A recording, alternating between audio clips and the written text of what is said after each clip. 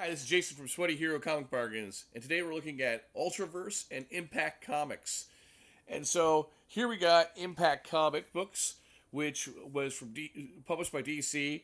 Impact was the Archie superheroes uh, repackaged into a line that was meant to be, as far as I understand it, meant to be for younger generation, meant to be that you could give these to kids without being really any different really than any DC titles for the most part, except that less edgier. But they're not like little kids like the way the Archie comics were at the time. They are just cool superheroes, and then they were trying to do something with the DC was trying to do something with them, probably for the first time in a way that actually felt like a Marvel or DC comic book. Archie's superhero comics, I don't know. I think they go back to the 60s and 70s. The 60s and 70s one, when you read those ones, they're really a lot of fun, but they are more like in the vein of a cartoon, right? And more closer in tone to the actual Archie's 60s, 70s, and 80s comics. Whereas this is feels like could be part of a Marvel universe or DC universe. There's some great artists and writers that were on these titles. In this case, Mark Waid did script. Tom Lyle. One of my favorite artists is Tom Lyle, who went on to do adjectiveless Spider-Man in the '90s, right before and during the Clone Saga. But Tom Lyle's art on this is really cool, and he's a really good artist. But the Comet is one of the main superhero titles, and then we have the Web, which was redesigned in the Impact universe to not have to do anything with spiders, but more have to do with like technology and I think the internet probably. I'm going to guess, but it was kind of a Black Ops Strike Force team. But this is still cool.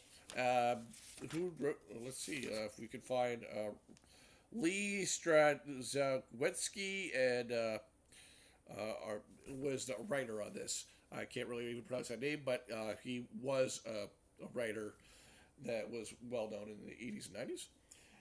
Legend of the Shield. Shield, of course, is very much in the vein of Captain America, but he was created. I'm not sure if he was actually created before Captain America. Fact check that for me. But yeah, Mark Waid did the writing on this one as well.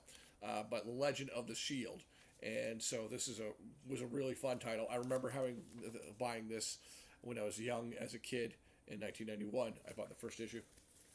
The Black Hood, another Impact, and you have the Rise of the Crusaders. The Crusaders was the Avengers style team up book that Archie Comics had, so that's the beginning of getting towards them. Then we get to the Malibu comics. Malibu was doing self publishing and doing some smaller stuff in the beginning. Dinosaurs for Hire was one of the titles. Ex Mutants and Protectors was taking some public domain superheroes and who were lost and forgotten from the 40s and then doing something with them. And I would say this is not. I would not describe this as Watchmen, but I would describe it as maybe PG-13. Like, you know what I mean? But it's kind of their version of the Avengers and a lot of fun. But Malibu started with this, and then Image Comics came along and they helped publish them for the first year or so under the Image label. Those are creator owned though, but they did the publishing side. And then after Image said, you know what, we have enough money, we can do it ourselves, they created the Ultraverse. And so the Ultraverse was their own line of superheroes with some great writers and artists who helped them create the heroes. James Robinson writing this title, which is Firearm. Really cool character. I remember my sister and I both liked a lot of these characters. Prime was a big character. Mantra, this is Mantra, was a sorcerer who was reincarnated in a woman's body, more Quantum Leap style than anything to do with or with her love life.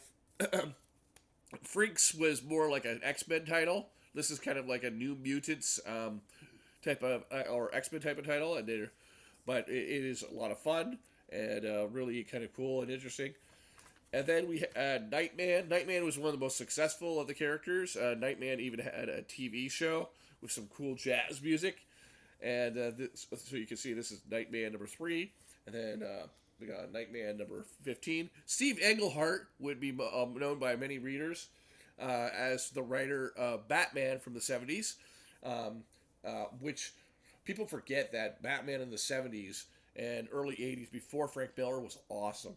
But Steve Englehart, Batman writer, doing Nightman. Prime was basically a hero who was very much like Captain Marvel, Shazam, but instead of it being like it was more like a protoplasm suit that made him look like this big hero. But it was a really fun book and kind of threw that storyline of the Captain Marvel wish fulfillment thing on its head. You had Prototype, and then you had Ultra Force, which is kind of their kind of, I guess, Avengers, you could say. This is an issue number 0. Breakthrough was a crossover kind of explaining the origins of the Ultraverse. This lasted for maybe a couple of years, and then Marvel bought them for their computer. Marvel bought them out, and then they published Ultraverse under Marvel for maybe a couple of years, had some Marvel Ultraverse crossovers. But when Marvel went bankrupt, the Ultraverse was first to go. And unfortunately, because a lot of that was tied in with a lot of creator-owned rights, Ultraverse has not returned really in any shape or form as of this video in 2026. Malibu, after the right before the Ultraverse ended, around it, also had Bravura, which was kind of like kind of similar to Image, where it was going to create our own stuff. And this is Power and Glory by Howard Chaykin, not part of the Ultraverse, but a create our own title that you could buy through Malibu. So, what's my pick for the day? I would say that from the Impact line, go with Comet, go with Shield. Those are really cool titles. All these titles are cool, though. I would recommend any of these Impact comics. And same thing with the Ultraverse. Freaks was my sister. I think my sister really liked Freaks. Don't quote me. I don't want my sister to write nasty comments to me. Nightman was really popular, and Prime was one of my favorite Ultraverse characters. So stay sweaty and keep going and digging for those dollar Ben sales. Thanks.